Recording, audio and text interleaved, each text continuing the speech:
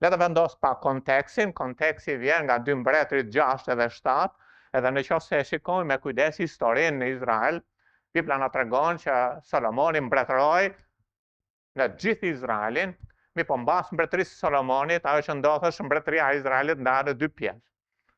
Edhe shpesh herë do të gjeni mbretëria veriore, edhe referohet 10 fiseve, edhe zakonisht njihet si Efraimi. Edhe kryeqytet kanë Samarin. Por gjithashtu kemi edhe mbretërinë jugore, që ka 2 fise, që zakonisht quhet Juda. Që se keni vënë në shkrimë, Efraimi Juda. Referohet fiseve veriore, fiseve jugore, 10 fiseve në krye dhe gjithashtu 2 fiseve poshtë. Dhe fiset poshtë kanë Jeruzalemi si kryeqytet. Ajo që ndodh në këtë histori është që mbreti i Sirisë e ka rrethuar Jeruzalemin, sepse mënyra se si mund të merreshin qytetet në atë kohë ishte përmes rrethimit, sepse muret ishin të larta, edhe në qoftë se do të afrohesh mureve, do të humbje shumë ushtar, edhe është një disfat, në qoftë se do të sulmoje me ushtar deri tek muret, sepse ishte pamund ta merrje qytetin në atë mënyrë.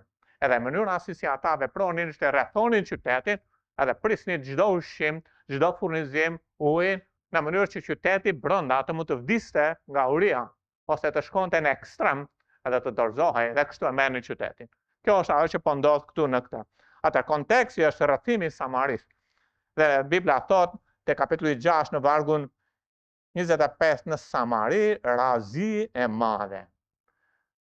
Rrethimi i sirve ishte aq i fortë sa një kok gomari shitej 80 sikla argjendi dhe një çerek gabi glasash plumbi 5 sikla argjendi. Rrethimi ishte i madh, edhe zia ishte shumë e madhe. Ta përkthejmë në ditët e sotme që të merrej një kok gomari për të mund ta ngrënë, edhe koka gomarit nuk ka shumë mish brenda, në shkoc ka gjitha. Por kushtonte afërsisht 16 rroga mujore. 1 vit e gjysmë, të punoja për një kok gomari. Aq zi e madhe ishte aty. Dhe gjithashtu një filxhan me glasa plumbash, sepse nuk ishte për të ngrënë asgjë.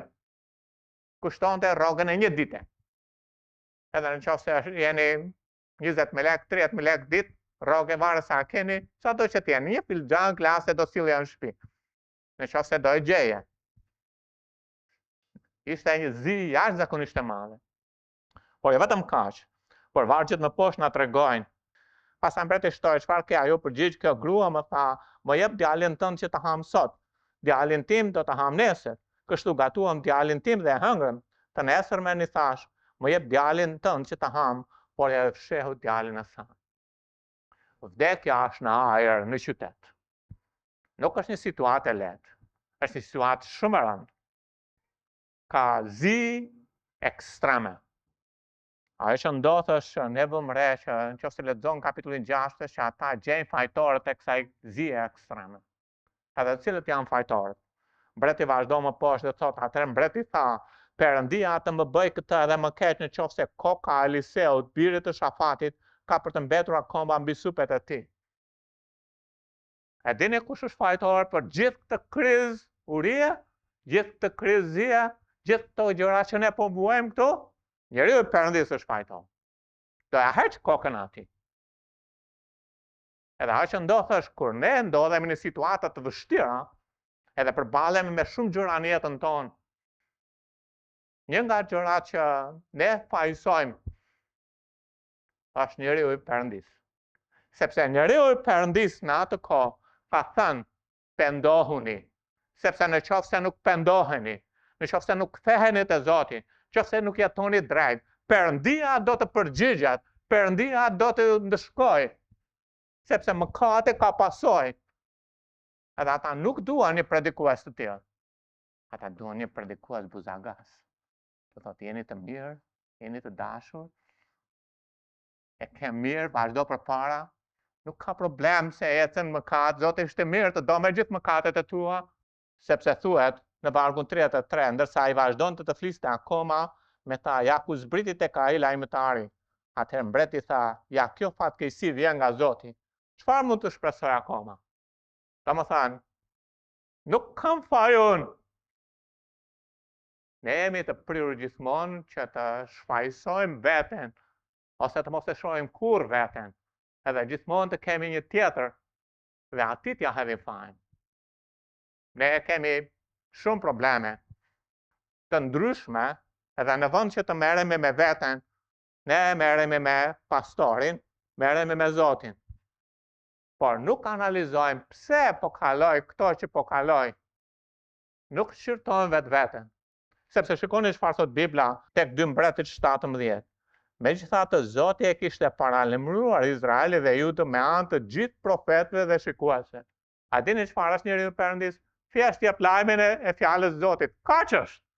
Kaq është. Ai duhet të prezantojë me vërtetësi çfarë thot Zoti. Kaq është. Nuk ka ndonjë personale me njerëzit. Përkundrazi, Perëndia që i do njerëzit e tij paralajmëron përmes njerëzve të tij në mënyrë që ata të kthehen. Edhe Bibla thot duke thënë, kthehuni prapa nga rrugët tuaja të këqija. Respektoni urdhrimet dhe statutet e mia, sipas ligjit që u caktova etërve tuaj dhe që ju dërgova me anë të shërbëtorëve të mi profetëve. Ky është një mbret i lig, një mbret i keq, mbreti i Izraelit. Edhe ajo që ndodhte shumë njerëz në vend që të vinë e të kthehen, e të jenë besnik me Perëndin, edhe të ecin besnik me Perëndin, edhe të shërbejnë Perëndis, edhe ata shkojnë në botë edhe shërbejnë Perëndive të botës, edhe pastaj kur ulen në kafene, në tavolinë, ata do shajnë pastorin, sepse pastori ka fajin. Në vend të shqyrtojnë veten e tyre, edhe të shqyrtojnë sjelljen e tyre, edhe të shqyrtojnë mëkatet e tyre, sepse Perëndia do të merret me ta. Po nuk është fajtor as Perëndia, as njeriu i Perëndis. Nuk çuditem që njerëzit flasin keq kundër me, ta dini një. Nuk është ndonjë gjëre. Nuk çuditem. Nuk jam i pari, si thon fjalës, as i fundit. Qofse do hiqin kokën e Eliseut, edhe mua duan të ma heqin kokën. Por ata nuk dëgjuan çfarë thuhej dhe u bën edhe më kokëfort, si kishin vepruar etërt e tyre që nuk patën besim tek Zoti Perëndia e tyre. Prandaj Zoti u zemrua shumë me Izrael. Dhe largoi nga pranëja e tij mbetëve të fisi i Judës. 10 kapitull më vonë Perëndia merr popullin e çon në robëri. Prandaj, çfarë duhet të bënin? Ata duhet të shqyrtonin veten. Te Vajtime 3:39 thuhet: pse valla ankohet një njeri i gjallë, një njeri për ndëshkimin e mëkateve të tij? Zakonisht njerëzit që drejtojnë gishin tek njeriu i Perëndis, e drejtojnë gishin tek Zoti, janë njerëzit që nuk janë besnik, janë njerëzit që nuk qëndrojnë në bindje ndaj fjalës së Perëndis, janë njerëzit që hedhin poshtë atë që Perëndia ka për jetën e tyre. Janë njerëzit që jetojnë pas perëndive të botës, para arsimit seksit. Por jo njerëzit që janë besnik edhe i druan Perëndis dhe ecin me Perëndin. Pse vallë një njeri ankohet? Pastori ka fajin. Vërtet? Le të shqyrtojmë rrugët tona, sepse Zoti vdiq për ty, ai të do ty, ai u ringjall për ty, edhe ti e fëmijë i tij, edhe je lënë për të qenë dritë dhe kryp në këtë planet. Dhe në qoftë se turpron Zotin, Zoti do të merret me ty. Kaq është, dhe me mua gjithashtu. Le të shqyrtojmë rrugët tona, ata nuk bën asgjë nga këto. Le të kthehemi, le të hetojmë të kthehemi te Zoti. Pse Eliseu e ka fajin që ata janë rrethuar? Eliseu e ka fajin për të rato të lashe? Por e ka mëkat e tyre. Le të ngrem lart zemrat tona, duart tona në drejtim të Perëndis së qiejve. Prandaj Izraeli duhet të shqyrtonte vetveten. Tani me gjithë problemet që ka mbreti i Izraelit, me gjithë ligësinë që ka, Zoti ishte mirë. Zoti ishte mirë. A jep një rrugdalje. A jep një rrugdalje për njerëzit e Perëndis. A jep një rrugdalje gjithashtu edhe për mbretin e lig. Edhe jep një lajm, jep një fjalë, edhe fjala që Zoti i jep, ja çfarë thotë. Atëherë Eliseu tha, dëgjoni fjalën e Zotit. Tani Zoti po jep një shpresë, po jep një zgjidhje. Pavarësisht keqësisë dhe mënyrës se si po ecin ata keq e më keq. Kështu thot Zoti, Nesër në këtë orë, dhe po jep një afat, po jep një kohë, në portën e Samaris një mas maje mielli do të kushtoj 1 sikël. Dhe 2 masa elbi do të kushtojnë gjithashtu 1 sikël. Duke u përpjekur ta konvertoj këta, ajo që do të ndodhte ishte se Zoti do të bënte që 1 kilogram miell do të kushtonte 400 lekë të vjetra. Imagjinoni tani, një filxhan glas plumbi do të kushtonte 20 apo 30 lekë të vjetra. Edhe Zoti do të bënte një mrekulli që brenda 24 orëve, a e shifni sa i hirshëm është Zoti? Për te budallëqeve tona që nuk dim ç'a nxjerrim nga goja.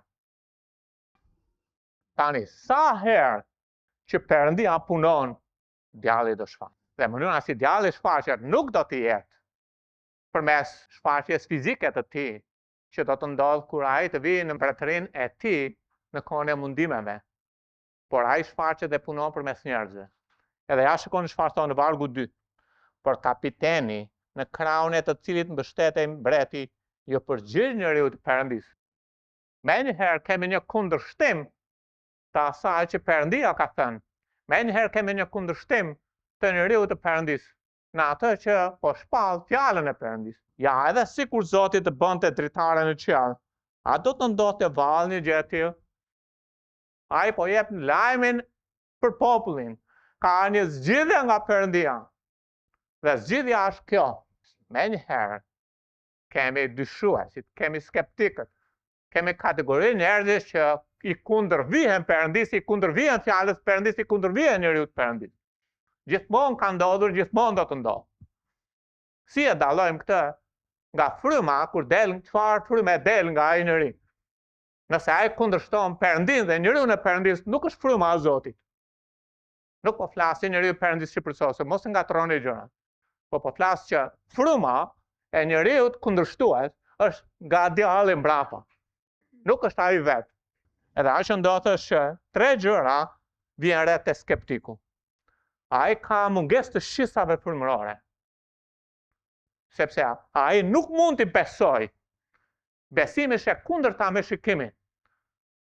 Edhe ai bezohet shumë në gjërat që prek, shikon, ndjej. Edhe thot, nuk mund të ndodhë, është e pamundur të ndodhë. Sepse analiza e tij është në bazë gjërave fizike. Edhe për shkak sepse atij janë verbuar syt nga ana frymërore, atë për të çdo llogari është vetë fizike. Edhe thot, nuk bëhet. Gjithashtu ai thekson jo vetëm pamundsinë, po ai thekson dhe para realizueshmërinë. Sepse thot, sikur një dritare të hapet në qiell. Dhe ky është problem që ai nuk e studion Biblën. Pra i pari është problemi që nuk ka shisë frymërore, sepse ai mbështetet vetëm në gjërat fizike. Edhe ka hedhur poshtë ecën me besim dhe ecën vetëm me shikim. Së dyti, ai njëri skeptik nuk e studion Biblën, sepse po të studionte Biblën do të vinte re që ka një dritare në qiell. Ka një derë në qiell gjithashtu. Edhe kur hapet dera, Jezusi zbret edhe vjen mbi tokë. Por ai është njëri që nuk e studion Biblën, për shkak se nuk e studion Biblën, as nuk kupton që Zoti ka një larmishmëri kaq të madhe zgjidhjesh. Ka një kreativitet të mahnitshëm Zoti.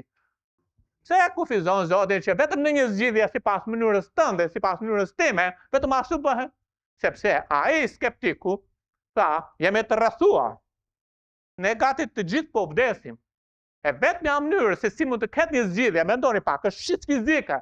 Është vetëm po të vinë nga lart, sepse sirët janë anash rrethrotu. Vetëm po të vinë nga lart, hapet edhe të pirë miell nga lart, atëherë mund të ndodhë. Edhe kufizoj Zotin në kreativitetin e tij.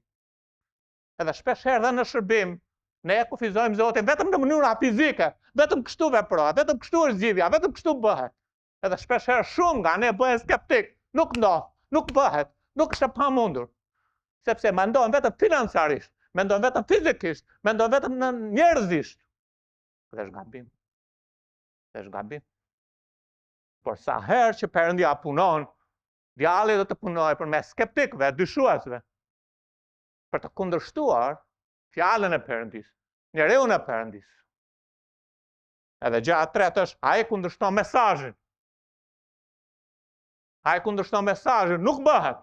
Nuk do, ajo që ti po thua është gabim, pastorja ka gabim këtu. Më falë pak, po, hape Biblën, studioje Biblën. Jo thjesht thua sepse kështu arsyetoj, dhe ne flasim shpesh me arsyetim njerëzor. Edhe kemi mendësinë e botës, në vendet kemi mendësinë e Perëndis. Edhe duke kundërshtuar mesazhin, ai kundërshton mesazherin, dhe duke kundërshtuar mesazherin, ka hedhur poshtë mesazhin. Prandaj nëse doni të dini si punon djalli në një kishë lokale, është të kundërshtoj dhe sulmoj pastorin. Dhe nëse sulmon dhe hedh poshtë atë, ka hedhur poshtë mesazhin, nëse ka hedhur poshtë mesazhin, njerëzit e Perëndis nuk dëgjojnë. Ju vini këtu në karrikë dhe keni vesh të fikur. Sepse djalli ka punuar përmes skeptikut, duke hedhur poshtë mesazherin. Me qëllim që nuk është qëllimi mesazherit, qëllimi është hidhet poshtë mesazhi. Pra një skeptik ka 3 gjëra. Ai është një njeri që mbështetet tek shikimi, edhe ka të vështirë të dallojë gjërat frymërore sepse nuk ka shitje frymërore. Ai nuk studion fjalën e Perëndis dhe nuk kupton kreativitetin e Perëndis. Edhe tjetra është nuk ka vigjilencë frymërore. Nuk e kupton që duke sulmuar njeriu në Perëndis, prishi mesazhin e Perëndis. Tani nuk është thjesht çështja këtu që un po përpiqem të mbroj pastorin, por përpiqem t'ju tregoj si punon djalli. Sepse kështu ka punuar gjatë gjithë historisë. Dhe shpesh herë nëpër shumë njerëz kur dëgjoj nëpër kisha të ndryshme që i drejtojnë gishtit kundër pastorit, unë jam kundër atyre. Jo sepse ata po flasin me mua, s'ka lidhje me mua, po flasin për pastorin e një kishe tjetër. Shpesh herë është një shtysë demoniake, shpesh herë. Përjashtimi nuk përbën përgjithësimin, po ajo që po do të them, shpesh herë është diçka nga mbrapa që e shtyn. Por kapiteni në kraun e të cilit mbështetet mbreti i përgjigjet njeriu të Perëndis, ja dhe sikur Zoti të bënte një dritar në qiell, ato të ndohte vallë një gjë të tillë. Eliseu përgjigj. Mirë, pra ke për të parë me sytë tu, po nuk do ta hash. Nuk mjafton vetëm që ai thjesht po kundërshton edhe ai nuk po beson edhe etj. Por ka një problem tjetër, ka një pasojë tjetër. Skeptiku ose dyshuesi do ta shoh fuqinë e Perëndis. Perëndia do të veprojë pavarësisht dyshimeve të tij, pavarësisht skepticizmit të tij, pavarësisht kundërsulmit që ai bën ndaj njeriu të Perëndis dhe mesazhit të Perëndis. Edhe megjithatë, Perëndia do ta realizojë fjalën e tij, e beson apo nuk e beson një njeri. Por ka diçka. Dyshuesi dhe ajo kategori dyshuese do ta shohë që Perëndia mban fjalën. Po nuk do të shijoj, nuk do të marri, nuk do të përfitoj bekimet e Perëndis që derdhen mbi popullin e tij. Sepse Zoti është shumë serioz. Dyshuesi, sulmuesi i Perëndis të fjalës së tij dhe i njeriu të Perëndis do ta shohë që Perëndia do të mbajë fjalën. Po nuk do të shijoj, nuk do të marri, nuk do të përfitoj bekimet e Perëndis mbi jetën e vet. Sepse e dini çfarë ndodh në fund? Perëndia mbajti fjalën e tij. Ai kaloi nga një inflacion në një vlerë tejet normale. Por Bibla thotë që në fund kapiteni vdes. E shikon që Zoti mban fjalën, por nuk shijon atë që shijoi populli i Zotit. Më dëgjoni motra dhe vëllezër, nuk kam asgjë me ju. Unë jam mësuar të jem objekt çitjeje. Pyetja është, a kuptoni ju në kampin e kujt jeni? Kur flisni? Kur reagoni? Kur komunikoni? Sepse Zoti dëgjon. Është serioze kjo. Mos I merrni lehtë. Thjesht sepse Zoti është I hirshëm, edhe nuk po mbroj veten, kam Zotin dëshmitar. Thjesht po përçoj fjalën e Zotit. Kështu vepron. Tani ajo që ndodh është skena pasi zhvillohet brenda mureve të qytetit të Izraelit. Zoti e merr dhe sposton tani skenën jashtë mureve. Edhe na prezanton 4 lebroz përpara se të kthehet prapë në qytet. Edhe ndërkohë që na prezanton këta 4 lebrozët, ja ku kemi jashtë qytetit tani. U mbylli Zoti çështjen me qytetin. Edhe jashtë qytetit në vargun 3 dhe 4 thot, kishte 4 lebroz në hyrje të portës, të cilët i thanë njëri tjetrit, pse po rrim ullur këtu duke pritur vdekjen? Në rast se themi, le të hyjmë në qytet, atje sundonuria, dhe aty kemi për të vdekur. Në rast se mbetemi këtu, do të vdesim, një lloj. Prandaj ejani të shkojmë të paraqitemi te kampi i syrëve. Po të jetë se na lën gjallë, do të jetojmë. Po të jetë se na vrasin, do të vdesim. Wow. Këta njerëz janë jashtëzakonisht urtë. Ata janë lebroz, ata janë përjashtuar nga qyteti. Ata nuk mund të hyjnë në qytetin e Izraelit. Edhe ndërkohë që janë përjashtuar nga qyteti dhe nuk hyjnë dot në qytetin e Izraelit, ata thonë, të vemi në qytet, po vdesin. Ka vetëm një gjë që mund të bëjmë, të shkojmë te mbreti i syrëve, edhe të themi, ke mëshirë për ne. 2 gjëra do ndodhin. Ose do na vrasin, ose do hapin ushqim dhe do rrojmë. Ka një shans 0.001% të rrojmë, sepse ata janë armisht. Ka një shans. Por kjo pikturë është piktura e jetës sonë para shpëtimit. Sepse ne kemi qenë jashtë qytetit të Izraelit. Ne kemi qenë të huaj për premtimet, të huaj për beslidhjen, pa shpresë, pa perëndi në botë, pa rrugdalje. Edhe lebra është piktura e mëkatit, dhe mëkati na kishte glabëruar. Edhe ne ishim duke shkuar në një vdekje të sigurt. Edhe Bibla na tregon tek Efesianët 2, prandaj kujtoni se dikur ju hebrej në mish, të quajtur të parrethprer nga ata që quajnë veten të rrethprer, sepse të tillë bët në mish nga dora e njeriut. Ishit në atë kohë pa Krishtin, të huaj për qytetërinë e Izraelit, si këta lebroz janë jashtë qytetit, dhe janë të huaj, edhe janë në mëkat, sepse janë në lebër, edhe nuk janë të pranuar nga qyteti, edhe është piktura jonë. Dhe ajo që ndodh është mënyra si ne u shpëtuam, dhe mënyra si njëri shpëtohet është duke arsyetuar. E kuptoj që Zoti na hap sytë edhe gjithë këto gjëra janë sepse Perëndia punon në ne, po duke arsyetuar, ka një gjë, ose të rri dhe të vdes, dhe vdekja është e sigurt, ose të shkojë dhe të kap të vetmi shans që mund të kap, sepse thonë që Jezusi është rruga. Dhe nëse nuk është Jezusi rruga, s'ka të vdesësh. Sepse mëkati ka kosto dhe paga e mëkatit është vdekja. Beson ose nuk e beson, vdekja do të vi. Edhe Bibla thot, beson ose nuk e beson, ferri është prezent, sepse paga e mëkatit është zjarri i përjetshëm. Atëherë edhe një njeri i urtë, një njeri që shpëtohet, është një njeri që analizon gjëra. Edhe thot, unë do të pranoj atë shans që më jepet. Edhe ka një shans, shansi nuk është të hyjë në qytet. Nuk është të bëhem Izraelit, nuk është të bëhem qifut. Shansi vetëm është të shkoj aty ku ka zgjidhje. Edhe ata shkuan. Edhe çfarë ndodhi kur ata shkuan? Wow. Ata gjetën banket. Ata nuk bën asgjë. Zoti kishte siguruar banket për ta. Ata gjetën rroba të reja. Ata gjetën arë dhe argjend. Ata gjetën pasuri. Sepse kur ne shkuam në Krishtin, ne morëm jetë me bollëk. Dhe ne morëm arë dhe argjend, sepse Perëndia ka dhënë, ka për ne thesare. Ai na ka bekuar me çdo bekim frymëror në Krishtin. Edhe Bibla thot Efesianët 1:3, i bekuar qoftë Perëndia, ati Zotit tonë Jezu Krisht që na bekoi me çdo bekim frymëror në Krishtin. Nga njerëz që ishin duke vdekur, nga njerëz që ishin pa shpresë, nga njerëz që ishin jashtë qytetit, nga njerëz që ata nuk kishin një rrugdalje, ata morën hir. E dini pse Zoti siguroi për ta? Sepse Bibla thot që Perëndia bëri që të dëgjonte ushtria në zhurmë. Erdhe nga qielli zgjidhja, nuk erdhe nga ata. Edhe Perëndia kishte bërë që pastaj gjithë ushtria të largohej.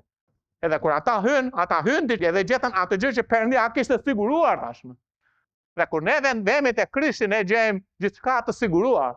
Gjejmë falje, gjejmë shpëtim, gjejmë ushqim, gjejmë jetë në bollëk, sepse kjo është jeta me Krishtin. Por gjithashtu gjejmë trashëgimi dhe probleme. Edhe ata shijojnë këtë banket.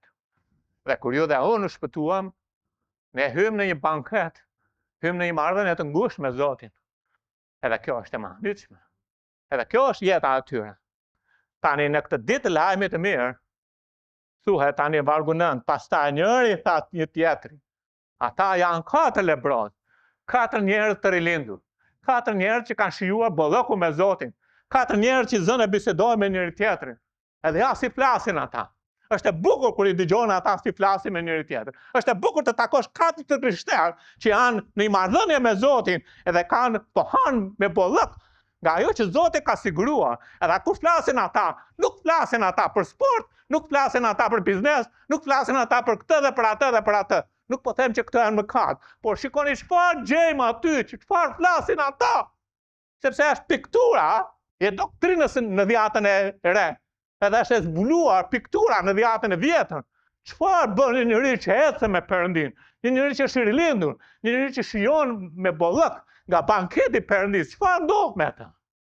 Dhe ja çfarë ndodh. Njëri tha një tjetrit, nuk po veproj mirë. Kjo është një ditë lajme të mirë. Kurse ne heshtim, po të presim deri në dritën e mëngjesit, ka për të ndodhur ndonjë mbrapshti. Tani pra ani të shkojmë të tregojmë gjindjes së shtëpisë së mbretit. Ne duhet të kuptojmë ditën ku jetojmë. Ne jetojmë në një kohë nate, por është dita që është një ditë që njerëzve u duhet lajmi mirë. Them është ditë sepse askush nuk mund të mburret me të nesërmen. Edhe është një ditë, nëse nuk e dim a do jetë. Nuk e dim nëse do të jemi unë një lajmëtar nesër ose jo. Nuk e dim nëse do të jeni ju nesër një lajmëtar ose jo. Është një ditë lajmi mirë. Dhe ditët jetohen një nga një. Ditë pas dite. Nëse Zoti na jep nesër, do ta jetojmë. Nëse s'na jep, s'kemë çfarë të mburremi për nesër. Vetëm sot kemi. Dhe jetojmë një nga një. Shpëtimi është falas. Zoti ka siguruar falas. Edhe ne thjesht duhet të tregojmë atyre, ashtu si lebrozët. Zoti ka siguruar ushqim. Ani, hani. Edhe ne shkojmë edhe tek pashpëtuar të themi Zoti ka siguruar ushqim në Krishtin. Jam 4 gjëra të shohim këto së bashku. Së pari është të analizojmë mënyrën tonë të jetuarit. Këta njerëz janë kaq të urtë, kaq të veçantë, edhe janë pikturë e jetës sonë në një marrëdhënie të ngushtë me Zotin. Edhe ata flasin me njëri tjetrin. Ne kemi shijuar që Zoti shihje, ne po shijojmë të marrëdhënie të ngushtë me Zotin. Ne vëmë dhe adhurojmë Zotin këtu së bashku. Ne kënaqem në prezencën e shpëtimtarit tonë, edhe ai është i mëdhshëm. Por nuk po veprojmë mirë, sepse ne vetëm po ham për vete, po të tjerët po vdesin jashtë. Nuk po veprojmë mirë, thot. Në qoftë se mbajmë këtë bollëk vetëm për veten, ka plot për ne, ka edhe për të tjerë plot. Ne duhet të flasim me njëri tjetrin. Kur ulemi në kafene, si po veprojmë motra dhe vëllezër? Si është sjellja ajo? Ju mund ta kapni me mua, apo i lutem një ditë të takojmë Zotin. Unë po them çfarë thot Bibla. Te Luka 19:20, atë erdhi një tjetër i cili tha, Zoti, a mina jote që kam rrutur në një shami. Bibla na tregon që Perëndia u dha mina, secilit i dha nga një minë. Edhe është pikturë e lajmit të mirë që Zoti na besoi secilit. Dhe njëri fitoi 10 mina, dhe Zoti e vuri të sundojë mbi 10 qytete. Tjetri me 1 minë fitoi 5 mina, dhe Zoti e vuri sundin të armi 5 qytete. Përsa njëri e mori, edhe çfarë bëri, e ruajti. Domethënë, nuk hap gojën që të ndaj lajmin e mirë me një tjetër, po e ka vetë për veten. Kur isha ai sapo shpëtuar, prindit më thoshin, po ç'ke që flet me të tjerë? U shpëtove për vete? Baje për vete, mjaft tani, boll fole me të tjerë. Kjo është të ruash në shami.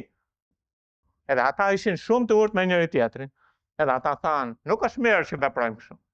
Nuk është mirë që ne nuk ndajmë ungjillin. Tani sa herë kur jemi ulur së bashku, kemi thënë njëri tjetrit, nuk është mirë vlla, që nuk po ndajmë ungjillin. Nuk është mirë motër. Nuk është që po gjykojmë, po flasim për qëllimin e jetës. Njerëzit jashtë kësaj godine janë duke vdekur. Ashtu si njerëzit brenda në Samari ishin duke vdekur. Një kokë gomari kushtonte 16 rrogë mujore. Hapi tjetër, thot, kurse ne heshtim. Hapi dytë është të veprojmë sepse tani është koha për të folur. Ata po hanë, tani ata shkojnë një hap më tutje, ndërgjegja nuk i lë rehat. Dhe nëse ke një marrëdhënie të ngushtë me Zotin, është e pamundur të mos gryej nga brenda ai zëri i frymës, Dëgjoj, vetëm po ha për vete, vetëm po shijon për vete, por jashtë po vdesin. Edhe aq ndodh është kurse ne heshtim, ata flasin, çfarë po bëjmë ne? Edhe nëse ka ndonjë shërbim biblik, nëse ka ndonjë kish biblike, nëse ka ndonjë skuadër biblike, është ajo skuadër që ka këto 4 parime që jëndet te 4 lebrozët. Janë 4 parime të 4 lebrozët. Edhe heshtim thot. Ata po heshtin dhe ata po flasin me njëri tjetrin. Nuk e se nuk po flasin. Ja, unë gjeta këtë çokoladë, gjeta këtë, shif si më shkojnë këto rroba. Ata janë duke folur me njëri tjetrin, kalojnë nga një tendën tjetër. Por ata nuk po ndajnë atë lajm të mirë tek të tjerë që po vdesin dhe quajnë heshtin. Dhe ne flasim, nuk se nuk flasim. Por heshtja është kur një njeri, kur një skuadër, kur një kish nuk çon lajmin e mirë tek ata që janë duke vdekur frymërisht. Edhe thot ne heshtim, do të thotë që ata po kuptojnë që koha para deri tani vetëm kemi heshtur. Edhe thot nuk duhet të bëjmë më këtë. Nëse deri tani kam mbyllur gojën, nëse deri tani nuk kam folur për Jezusin, nuk duhet të hesht më. Sepse po heshtim. Ai po pranon realitetin që po heshtim. Nëse je i rilindur, unë të inkurajoj të mos heshtësh më. Zoti të inkurajon të mos heshtësh më. Zoti të nxit të dalësh e të flasësh lajmin e mirë me të tjerë. Roma 10, 14, 15 thot, si do të thrasje për atë të cilët nuk i besuan, dhe si do të besojnë tek ai për të cilët nuk kanë dëgjuar, dhe si do të dëgjojnë kur s'ka kush predikon. Nuk dëgjojnë. Ju do thoni, po unë vi këtu në kishë, shërbej, unë ushqem me kishën, bëj gjitha gjërat mira, shumë mirë. Por nëse nuk po flet jashtë, ti e goj këçur për Perëndin. Nëse nuk po flet jashtë, nuk po vepron mirë për Perëndin. Pavarësisht se ne jemi të gatshëm edhe të shpejtë të shfaqsojmë veten tonë. Por mënyra se si ne do gjykohemi një ditë nga Perëndia është nga Bibla. Fjala do të na gjykojë një ditë, thotë Jezusi. Atë mënyra se si ne duhet të gjykojmë jetën tonë është me anë të shkrimave. Askush nuk shpëtohet nëse nuk predikojnë lajmi mirë. Perëndia nuk ka në plan vetëm shpëtimin tonë të gjithë ne këtu. Nuk kishte në plan vetëm shpëtimin e 4 lebrozëve. Perëndia ka në plan shpëtimin e gjithë Durrësit. Por Perëndia e ka dhënë lajmin e mirë te 4 lebrozët. Perëndia ka dhënë lajmin e mirë te ju dhe tek unë. Ne duhet të zgjohemi motra dhe vëllezër. Koha po mbaron dhe një ditë nuk do të jemi më në kishën e Durrësit. Do të jemi përballë një froni.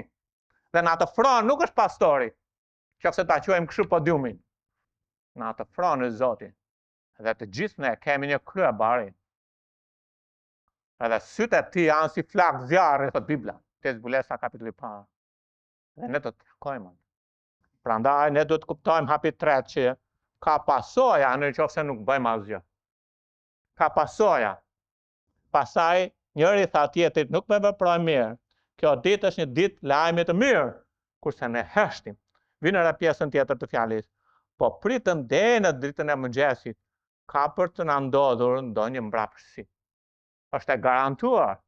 Do të ndodhë diçka me ne, do të ndodhë diçka mbi ne. E dini, ata as nuk e kishin dëgjuar çfarë kishte thënë Jozue. As nuk e dini që kishte dhënë Perëndia një afat 24 orë. As nuk e dinin këto gjëra. As nuk kishin njohurinë që kemi ne nga Bibla. Nuk e kishin. Por ata kishin çfarë? Frymën brenda që reagonte. Edhe thoshte, nuk ka kuptim të presim, nuk ka kuptim, nëse do presim diçka do ndodh me ne. Është serioze kjo punë. Edhe kjo është ajo që po ndodh me këtë. E para Korintas 9:16 Pali tha kështu, sepse nëse unë predikoj Ungjillin s'ka asgjë që unë të mburrem, sepse kjo është një nevojë që më është ngarkuar, edhe mirë unë. Po nuk predikova Ungjillin. Dhe mirë unë, thot. Pra gjëra para, ata janë të urtë, edhe ata po thonë me njëri tjetrin, nuk po veproj mirë. A jeni një familje Perëndis? Atëherë çfarë bëni? Flisni me njëri tjetrin, flisni me gruan. Do na vi një mik për darkë. Hajtë lutemi për ta, që të ndajmë lajmin e mirë. Do na vi motra vllai për darkë. Hajtë lutemi për ta, edhe të kërkojmë Perëndis të na hap një mundësi, të na hap një dër. Edhe mbaj më të shumë mirë kur unë erdha në Durrës edhe sa u martova, edhe një nga gjërat që kemi bërë për të pak të 10 vjet rreth, që tani njerëzit kanë dëgjuar Ungjillin nga unë e Laura. Edhe është që ne uleshim dhe luteshim dhe çdo njeri që vinte në ndanim Ungjillin. Edhe bënim plane. Gruaja do të shkonte me Laurën, do të shifte një 2 dyqane, unë do ulesha me burrin, e do të ndaja Ungjillin. E kështu shpëtua Kunati. Dhe një nga këto gjëra, ajo që duhet të kuptojmë është ne duhet jemi të urtë, jo vetëm si kish, por si familje. E do të jetojmë me qëllim. Nuk është mirë të mos hapim gojën me shokët tanë, miqtë tanë, kushërin, me njerëzit e qytetit. Sepse në qoftë se ne nuk hapim gojën, le të them diçka tjetër. Arsyeja e ekzistencës së kishës është për të ndarë Ungjillin. Dhe nëse kisha e humb arsyeën e ekzistencës, atë pse duhet jetojmë mbi tokë? Që do të thotë që unë jam pjesë e kishës. Arsyeja pse Zoti më lë mua mbi tokë është që të ndaj Ungjillin. Dhe nëse unë nuk ndaj Ungjillin, pse duhet të marr frymë unë akoma mbi tokë nga ana e Perëndis? Kur unë nuk përmbush qëllimin më elementar, bazë për të cilën Zoti më ka lënë.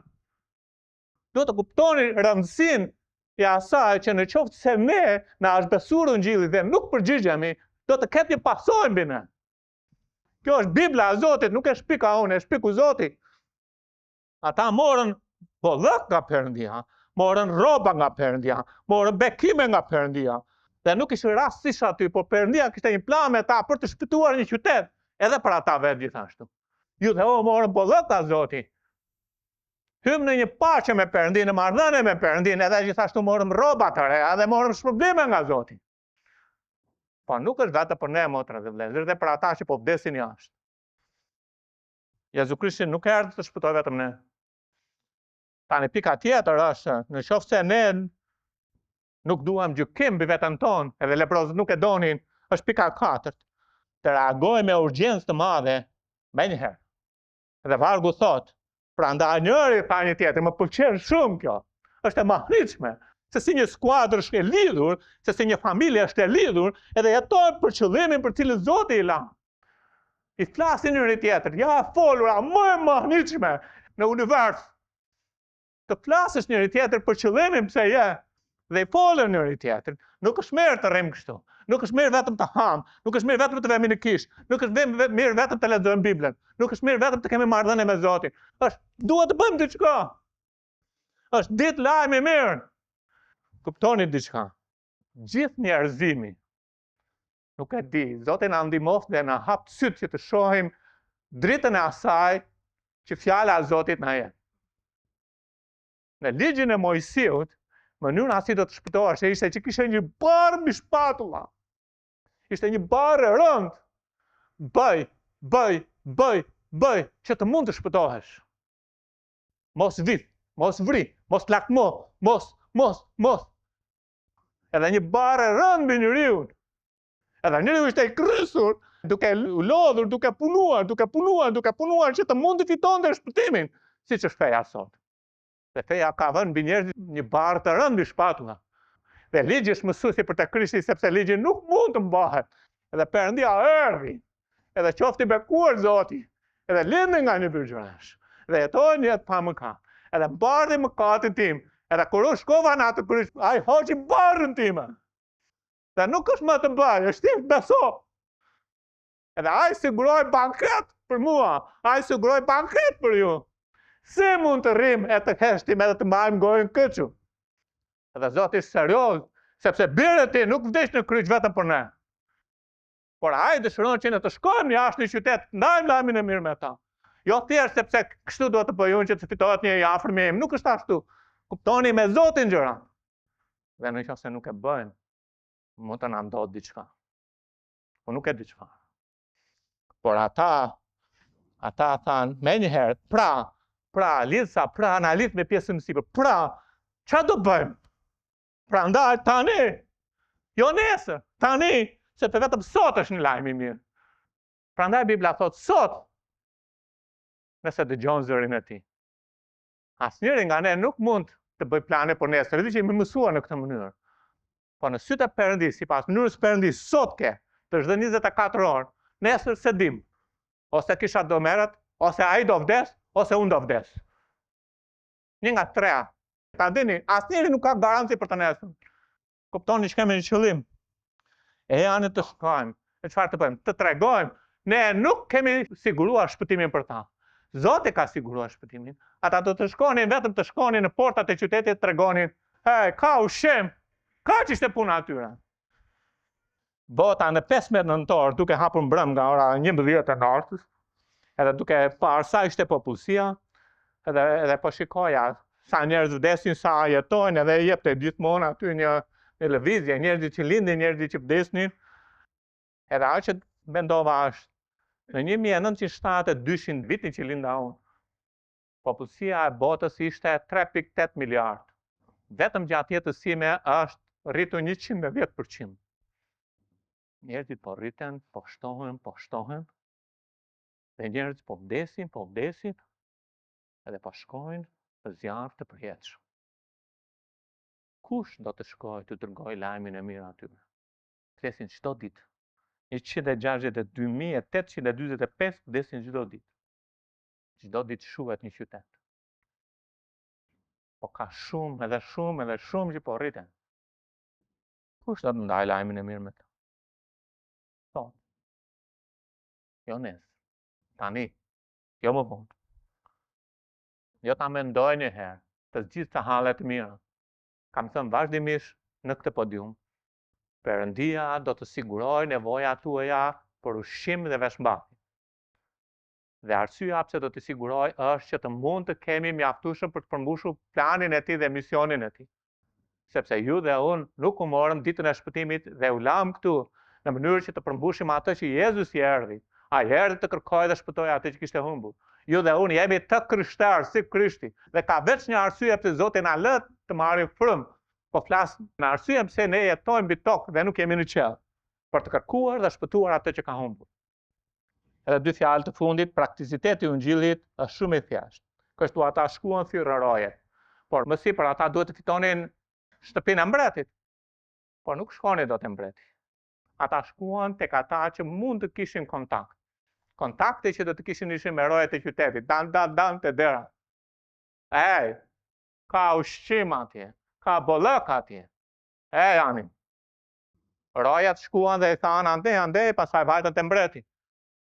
Ungjilli është shumë i thjeshtë. Në zonën tënde të influencës ndaj ungjilli me ata që ke kontakt. Zoti do ta përçojë lajmin e mirë më tutje. Ne thjesht jemi vegla të bëjmë atë që duhet të bëjmë, atë që mund të bëjmë. Por jo të rrim në vend. Jo të rrim në vend, se nuk duhet të rrim në vend. Premtimet e Perëndisë së fundit do të përmbushen. Kapiteni ishte përgjigjur pastaj njeriu të Perëndisë duke thënë, ja, edhe sikur Zoti të hap një dritare në qiell, a ka për të ndodhur një gjë e tillë? Eliseu kishte këtë përgjigje. Mirë, pra do të shohësh me sytë e tu, por nuk do të hash. I ndodhi pikërisht kjo, populli e shkeli me këmbë pranë portës dhe ai vdiq.